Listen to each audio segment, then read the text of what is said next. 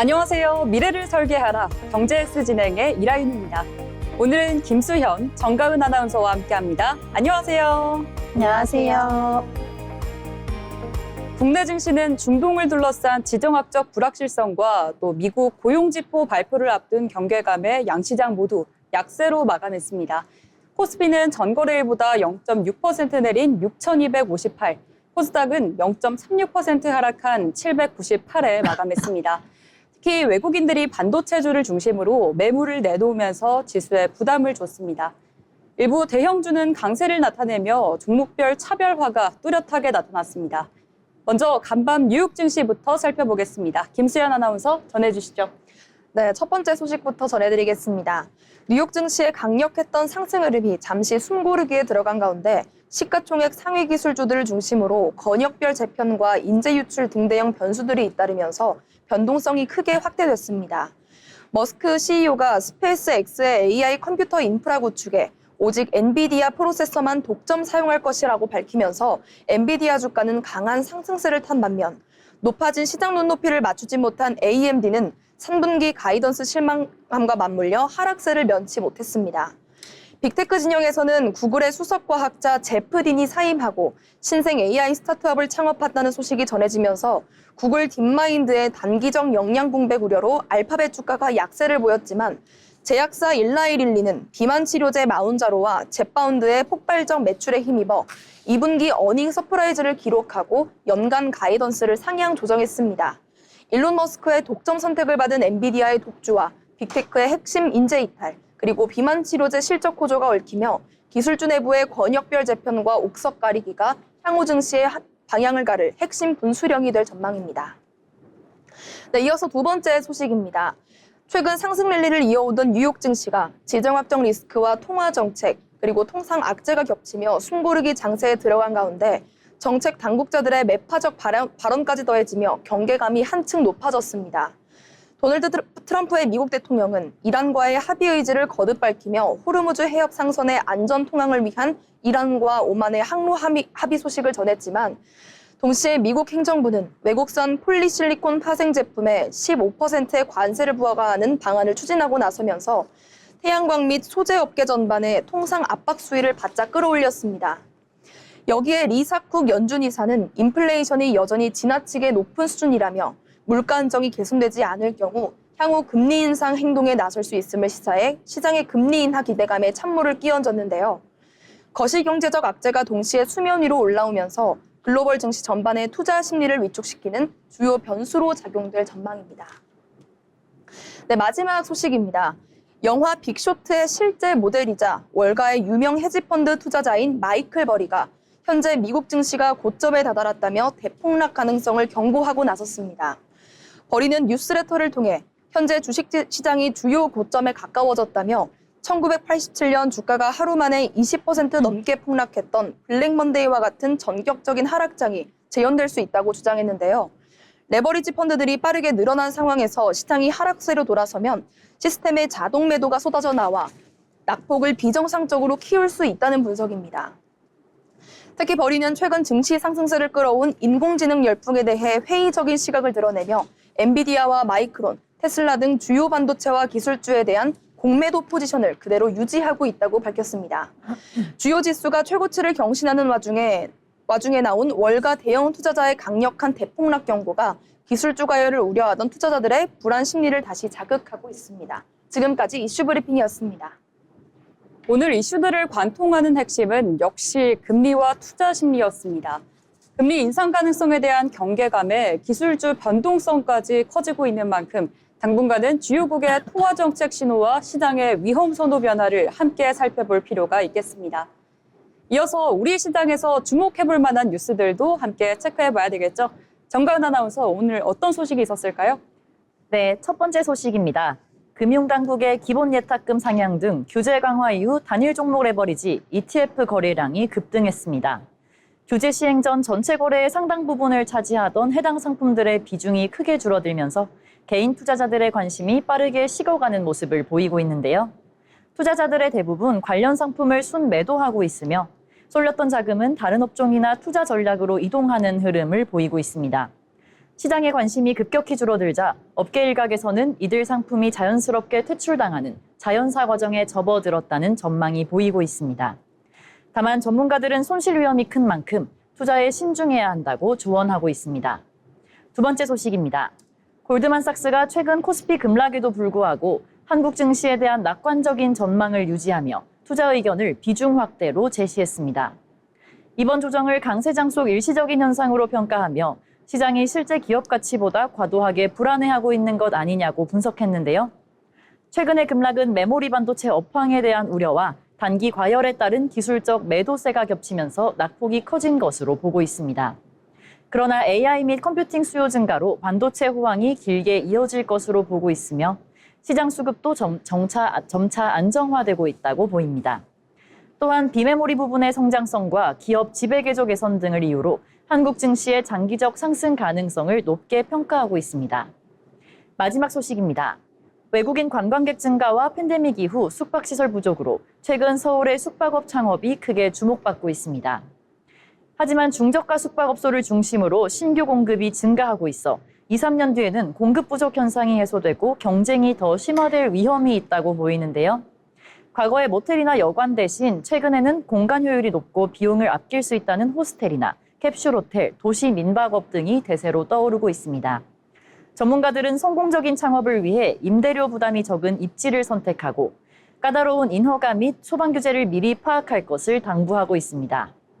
또한 캡슐형 숙박시설의 경우 향후 강화될 소방 기준과 방염 소재 사용 여부를 시공 단계부터 철저히 확인해야 한다고 경고하고 있습니다. 지금까지 뉴스 브리핑이었습니다. 오늘 뉴스들을 보면 투자뿐 아니라 창업 시장에서도 지금이 기회인가를 두고 셈법이 복잡해지고 있습니다. 조정장에 대한 기대와 경계가 엇갈리고 숙박업처럼 새로운 투자처를 찾는 움직임도 나타나는 만큼 분위기에 휩쓸리기보다는 수익성과 또 위험 요인을 함께 따져보는 시각이 필요하겠습니다. 아울러 본방송에서 제공하는 정보는 투자 판단에 대한 조언일 뿐 해당 종목 가치의 상승 또는 하락을 보장하지 않습니다.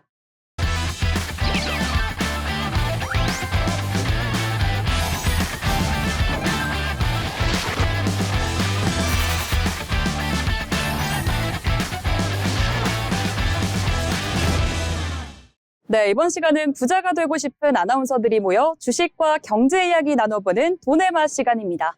먼저 국내 증시 마감 상황 알아보겠습니다. 기다인 아나운서 전해주시죠. 네, 국내 시장 마감 시황입니다. 간밤 뉴욕 증시 하락의 여파로 불안하게 출발했던 오늘 국내 증시. 장 초반에는 반등을 시도하며 희망을 엿보게 했지만 결국 중동의 지정학적 긴장감이 재고조되며 씁쓸한 하락세로 마감했습니다. 자세한 마감 시황 살펴보시죠. 먼저 지수와 함께 보겠습니다. 코스피가 전날보다 0.6% 하락한 6,200선 중반까지 턱걸이로 마감했습니다. 장 초반만 해도 1% 넘게 상승 출발하며 단숨에 6,400선을 회복하는 듯 했습니다.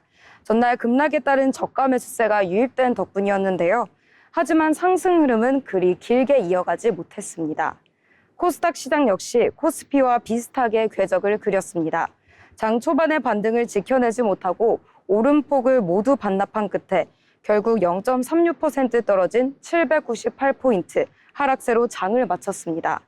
코스피, 코스닥 모두 국제유가 상승 우려가 커지면서 위험 자산을 피하려는 심리가 시장 전반에 확산됐습니다.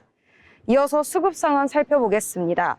코스피는 개인과 기관이 각각 2,677억 원, 5,791억 원을 사들였고 장 초반 반짝 순매수에 나섰던 외국인은 8,589억 원으로 팔자에 나섰습니다. 코스닥은 외국인과 기관이 각각 2,540억 원, 1,029억 원 매도세를 보였고 개인이 3,404억 원 매수했습니다. 마지막으로 시가총액 상위 종목들 살펴보겠습니다. 종목별로 살펴보면 반도체 대장주들의 부진이 뼈아팠습니다. 삼성전자가 0.22% 상승한 23만 1,000원에 장 마감했습니다. SK하이닉스는 이틀 연속 하락장을 보여주면서 4.88% 하락한 142만 원 선에서 마감했습니다. SK스퀘어도 3.2% 하락한 93만 9천 원에 장 마감했고요. 삼성전기도 3.99% 넘게 상승하면서 127만 8천 원에 거래를 마쳤습니다. 또한 LG에너지솔루션 그리고 하나에어로스페이스는 4% 가까이 상승하면서 빨간불을 켜냈습니다. 이어서 코스닥 살펴보겠습니다. 대장주 알테오젠 3.92% 오른 30만 5천 원의 거래를 마쳤습니다. 반면 에코프로도 2.87% 오른 8만 6천 원에 장 마감했습니다. 주성 엔지니어링은 4.2% 떨어지며 12만 7,800원의 종가 기록했습니다. 특히 원익 IPS는 4.63% 가까이 하락하면서 8만 8,300원의 거래를 마쳤습니다. 한편 오늘 서울 외환시장에서 원달러 환율은 위험자산 회피 심리 속에 전일 대비 0.46% 하락한 1,417원대에서 거래를 마쳤습니다. 주말을 앞두고 불거진 중동발 지정학적 리스크가 시장의 변동성을 키우는 모습입니다. 다음 주 시장 상황도 유가 흐름과 대외 변수에 따라 민감하게 반응할 것으로 보입니다.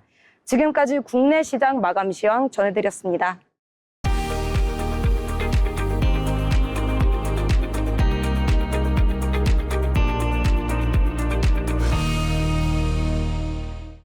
오늘 시장은 지수의 움직임보다 종목별 온도차가 더 눈에 띄었던 하루였습니다. 특히 대외 불확실성이 이어지는 상황에서 외국인의 매매 방향이 시장을 크게 흔들었습니다. 오늘 강세를 보인 종목들이 흐름을 이어갈 수 있을지 확인해 보는 게 좋겠습니다. 그럼 오늘 장에서 어떤 종목들이 주목받았는지도 살펴봐야 되겠죠? 먼저 수연 아나운서, 어떤 종목일까요? 네, 오늘 특징주 국내 대표 재생의학 에스테틱 기업인 파마리서치 짚어보겠습니다. 오늘 파마리서치는 시장의 기대를 뛰어넘는 2분기 역대 최대 실적을 발표했지만 오히려 4%대 하락 마감하며 투자자들의 이목을 집중시켰습니다. 시장에 이처럼 엇갈린 반응을 보인 배경은 리주란을 중심으로 한 해외 성장세에 힘입어 매출과 영업이익 모두 분기 기준 사상 최대치를 기록했음에도 이미 높아진 시장의 기대를 완전히 충족시키지 못했다는 평가가 나오면서 차익 실현 매물이 출회됐기 때문인데요. 특히 리주란의 국내 판매 호조와 유럽 시장 확대에 힘입어 수출이 큰 폭으로 증가했고 의료기기와 화장품 사업도 나란히 성장세를 이어가며 해외 사업 확대 기대감은 여전히 유효하다는 평가가 나오고 있습니다. 다만 투자자들의 최대 실적보다 향후 성장 속도와 밸류에이션 부담에 더욱 주목하면서 실적 발표 이후 차익 실현 매물이 집중됐고 이것이 오늘 주가 하락으로 이어진 모습입니다. 네, 그럼 차트 흐름 함께 보겠습니다. 오늘 파마리서치는 전거래일보다 높은 39만 6천 원의 거래를 시작했습니다. 장 초반에는 41만 원 선까지 오르며 강세를 보이기도 했지만 실적 발표 이후 차익 실현 매물이 빠르게 출회하면서 33만 3천 원까지 급락하는 모습을 연출했습니다. 이후 저가 매수세가 유입되며 낙폭을 일부 만회했지만 결국 전거래일 대비 4.06% 하락한 37만 8,500원에 오늘 장을 마감했습니다. 지금까지 파마리서치였습니다. 네, 이렇게 파마리서치 만나봤습니다. 그리고 다음 특징주는 저와 함께 만나보시죠. 바로 2차 전지 관련주입니다.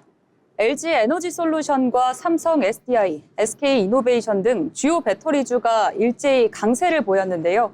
북미 에너지 저장 장치, ESS 시장 확대에 따른 수주 기대와 또 하반기 실적 개선 전망이 투자 심리를 끌어올린 것으로 풀이됩니다. 특히 북미에서는 탈중국 공급망 구축 움직임이 이어지면서 국내 배터리 업체들의 ESS 수주 확대 가능성이 주목받고 있습니다. 전기차 수요 둔화로 어려움을 겪었던 배터리 업계가 ESS를 새로운 돌파구로 삼을 수 있다는 기대도 커지고 있는데요. 먼저 LG에너지솔루션은 북미 ESS 사업 확대가 주요 성장 동력으로 꼽힙니다. 전기차용 생산 능력 일부를 ESS용으로 전환하면서 수요처 다변화에 나서고 있고요. 또 삼성 SDI는 LEP의 배터리와 차세대 전고체 배터리 사업 확대 기대가 부각되고 있습니다. 특히 LEP를 앞세워 ESS 시장에서 경쟁력을 높일 수 있을지가 관심입니다. SK이노베이션 역시 자회사 SK온의 실적 개선 기대가 반영되는 모습입니다. 향후 전력용 ESS 수주와 유럽 전기차 배터리 판매 확대가 공장 가동률 회복으로 이어질지도 주목할 만한 부분입니다. 결국 오늘 2차 전지주의 상승 키워드는 전기차에서 ESS로의 수요 다변화라고 정리할 수 있겠습니다. 다만 아직 수주와 실적 실적 개선에 대한 기대가 상당 부분 반영된 만큼 실제 하반기 실적으로 이어지는지도 함께 지켜볼 필요가 있겠습니다. 네, 그럼 다음 특징주도 함께 만나보겠습니다. 가은 아나운서 어떤 종목일까요? 네, 마지막으로 주목할 만한 특징주 LNF입니다. 2차 전지 양극재를 만드는 LNF 주가가 최근 발표된 좋은 실적 덕분에 시장에서 크게 주목받으며 오르고 있는데요. 지난 한 해 동안 겪었던 어려움을 완전히 털어내고 확실한 흑자 전환에 성공하며 회사의 핵심 제품인 양극재 판매량도 역대 가장 많은 양을 기록하며 탄력을 받았습니다. 특히 앞으로 새롭게 도전하는 다양한 제품들도 계획보다 좋은 성과를 낼 것으로 기대하고 있는데요. 전문가들은 긍정적인 전망과 함께 계속해서 사자 추천을 유지하고 있습니다. 다만 앞으로 새로 선보일 제품들이 얼마나 안정적으로 잘 만들어내고 확실한 이익을 남기느냐, 이것이 앞으로 주가 흐름을 결정할 중요한 과제 중 하나로 손꼽히고 있습니다. 이처럼 탄탄해진 실적을 바탕으로 회사가 앞으로 더 높이 도약할 수 있을지 투자자들의 관심이 집중되고 있습니다. 네, 그럼 차트 보시겠습니다. 시가 84,000원으로 시작해 97,600원을 터치한 후 종가 82,700원으로 마무리했습니다. 네, 이렇게 오늘 주목받았던 특징주를 함께 살펴봤습니다. 저희가 전해드리는 내용들 잘 참고하셔서 투자 포트폴리오를 구상하시면 좋겠습니다. 다음은 오늘 시장의 흐름을 가장 강하게 보여준 종목들 상한가, 하한가 종목픽 시간입니다. 정유정 아나운서가 전해드리겠습니다. 오늘 시장에서 가장 뜨거웠던 종목을 살펴보는 상한가, 하한가 종목픽 시간입니다. 오늘은 아쉽게도 하한가 종목은 나오지 않았습니다. 그만큼 시장의 하방 경직성이 견고했다는 의미로 풀이되는데요. 다만 코스피에서는 인수 추진 소식에 상상 인증권이, 코스닥에서는 매매잭의 첫날 호재를 만난 한국첨단소재가 상한가를 기록했습니다. 먼저 코스피 상한가 상상 인증권입니다. 상상 인증권은 전거래일보다 29.91% 오른 1,203원에 거래되며 이틀 연속 상한가를 기록했습니다. 상승 배경은 매각, 즉 인수 추진 기대감입니다. 전날 연합뉴스는 SH수협은행이 상상인증권 인수를 추진하고 있다고 보도했는데요. 이에 상상인증권은 해명 공시를 내고 최대 주주인 상상인이 SH수협은행과 지분 매각과 관련해 협의를 진행 중이라고 밝혔습니다. 다만 아직 구체적으로 확정된 사항은 없다고 덧붙였습니다. SH수협은행은 이번 인수를 통해 비은행 사업 확대를 꾀하고 있는 것으로 알려졌습니다. 다음은 코스닥 상한가, 한국첨단소재입니다. 한국첨단소재는 이날 오전 29.89% 오른 3,020원까지 오르며 상한가에 진입했습니다. 이날은 N명병합에 따른 매매 거래 정지가 풀리고 거래가 재개된 첫날이었는데요. 때마침 자회사 호재가 겹치며 상승세에 불을 지폈습니다. 한국첨단소재의 자회사인 퀸텀 AI 솔루션이 개발한 양자 컴퓨팅 검증 플랫폼이 해외 국제기관이 운영하는 공신력 있는 벤치마크에 이름을 올렸다는 소식이 전해진 겁니다. 이를 계기로 회사의 양자 관련 기술력을 국제적으로 인정받았다는 평가가 나오면서 투자 심리를 자극한 것으로 풀이됩니다. 오늘은 상상인증권과 한국첨단소재를 살펴봤습니다. 상상인증권은 최대 주주의 지분 매각 협의 소식에, 한국첨단소재는 매매 재개와 함께 터진 자회사의 기술 검증 소식에 상한가를 기록했습니다. 다만 두 종목 모두 인수 협상, 신규 기술 검증 등 초기 단계 이슈에 따라 움직인 만큼 향후 진행 상황을 지켜볼 필요가 있겠습니다. 지금까지 상한가, 하한가 종목픽이었습니다.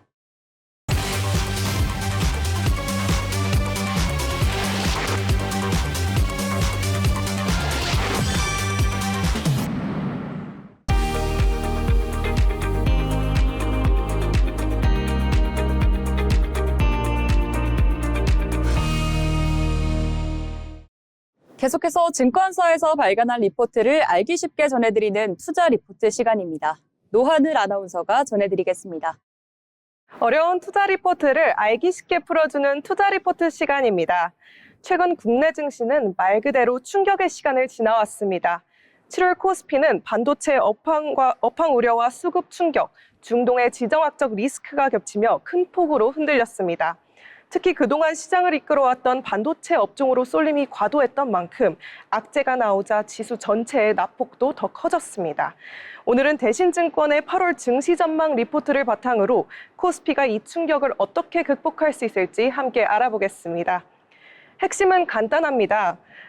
7월 급락은 펀더멘털 훼손보다는 투자 심리 위축과 수급 악화, 그리고 디레버리징이 맞물린 결과라고 보고 있습니다. 디레버리징이란 쉽게 말해 빚을 내 투자했던 자금이 급락장의 포지션을 줄이는 과정입니다. 주가가 빠지면서 매도가 나오고 매도가 다시 주가 하락을 부르는 악순환을 만드는 겁니다. 하지만 리포트는 이 과정이 상당 부분 이미 진행됐다고 봅니다. 신용잔고는 고점 대비 15% 감소했고 레버리지 ETF의 영향력도 크게 낮아졌습니다. 즉, 강제 매도의 정점은 지나갔을 가능성이 높다는 겁니다. 두 번째 포인트는 밸류에이션입니다. 코스피는 급락 과정에서 12개월 선행 PER이 5배 안팎까지 내려왔습니다. 이는 2000년 이후 최저 수준에 가까운 극단적 저평가 구간인데요. 반면 기업 이익 전망은 무너지지 않았습니다. 오히려 12개월 선행 EPS는 1190포인트 수준으로 올라왔고 2026년과 2027년 이익 전망도 상향 조정 흐름을 이어가고 있습니다. 쉽게 말해 기업이 벌돈은 늘어나고 있는데 주가는 너무 많이 빠진 상황입니다. 리포트는 이 괴리를 두고 펀더멘털과 주가가 정반대 방향으로 움직였다고 설명합니다. 그렇다면 앞으로 코스피는 어디까지 갈 수 있을까요? 대신증권은 8월 코스피의 중요한 분기점을 6,500에서 6,800선 사이로 보고 있습니다. 이 구간에 안착한다면 1차로는 8,200선, 그 이후에는 9,300선까지 회복 가능성이 있다는 분석입니다. 물론 조건은 있습니다. 반도체 업황 우려가 완화되고 빅테크 실적을 통해 AI 수요가 여전히 견조하다는 점이 확인돼야 합니다. 또 미국과 이란 갈등이 진정되면 유가와 금리, 달러가 안정화되며 증시의 추가 반등 동력이 될 수 있습니다. 투자 전략 측면에서는 낙폭 과대이면서도 실적 대비 저평가된 기존 주도주에 주목하라고 조언하고 있습니다. 반도체, IT 하드웨어, 2차 전지, 조선화학기계 등이 대표적입니다. 오늘의 투자 리포트를 한 줄로 정리하면 이렇습니다. 눌릴 대로 눌린 코스피라는 스프링이 이제는 펀더멘털을 따라 다시 튀어오를 수 있는 구간에 안착한 겁니다. 다만 반등 과정에서도 변동성은 남아있는 만큼 단순 테마보다는 실적 개선과 저평가 매력이 함께 확인되는 업종 중심의 선별 대응이 필요하겠습니다. 지금까지 투자 리포트였습니다.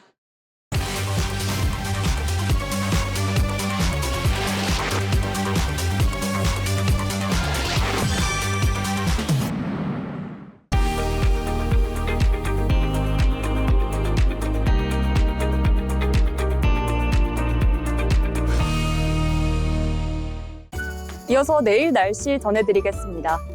오늘까지 수도권을 중심으로 40도 안팎의 극한 폭염이 나타났는데요. 서울은 나날이 올해 최고 기온 기록을 새로 쓰고 있습니다. 토요일인 내일도 무더위는 계속되겠지만 주말에는 극한 폭염이 다소 누그러진다는 전망입니다. 또 곳곳에서는 갑작스러운 비에 대비하셔야겠습니다. 강원 동해안과 산지에는 새벽부터 경북 동해안과 북동 상지에는 아침부터 비가 내리겠습니다.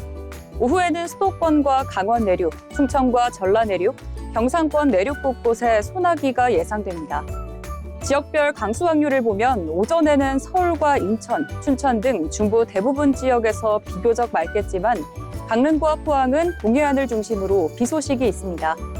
내일은 전국적으로 기온도 높겠습니다. 특히 서울은 낮 최고 기온이 35도 안팎까지 오를 것으로 더위 대비가 필요하겠습니다. 한낮에는 볕이 강한 데다 갑작스럽게 소나기가 쏟아지는 곳도 있으니까요. 외출하실 때에도 작은 양산과 함께 우산도 하나 챙기시는 게 좋겠습니다. 지금까지 날씨였습니다.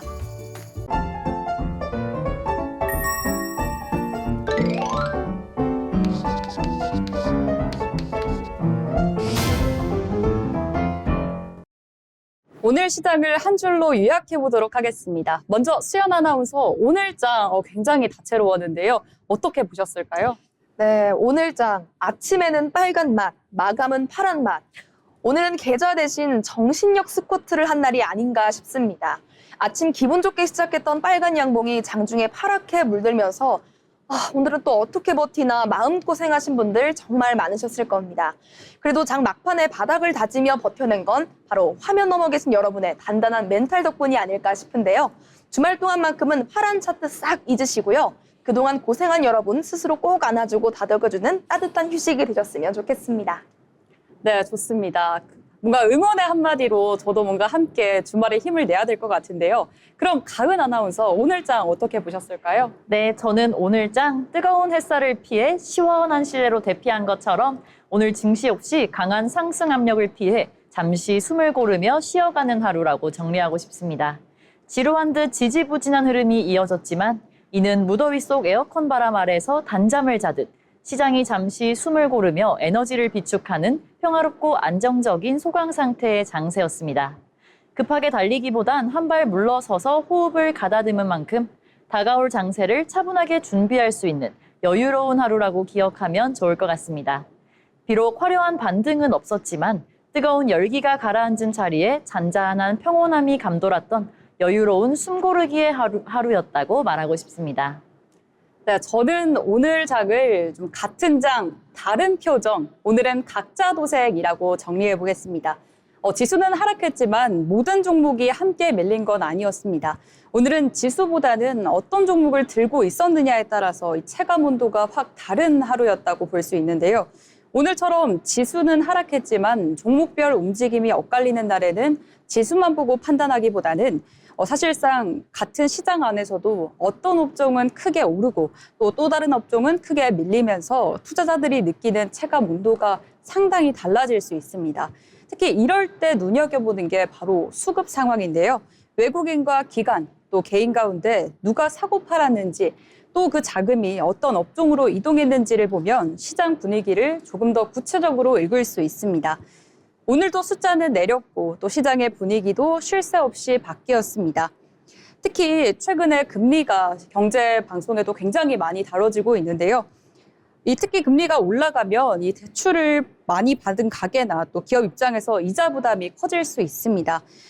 이 채권과 예금의 매력이 커질 수도 있고 또 사실 기업 입장에서는 자금 조달 부분이 늘어나기 때문에 주식 시장에서 부담으로 작용할 수 있다는 거죠. 오늘도 숫자는 내렸고 또 시장의 분위기도 쉴 새 없이 바뀌었습니다. 하지만 중요한 건 오늘의 등락에만 흔들리기보다는 시장이 왜 오르내리는지를 아는 게 중요하겠죠. 네, 이번 주 정말 수고 많으셨습니다. 이번 주말에는 빨간색, 파란색 증시장을 보기보다는 푹 쉬시면서 충전하시는 날이 되었으면 좋겠습니다. 네, 오늘 경제에스는 여기서 마치겠습니다. 시청해주신 여러분 고맙습니다.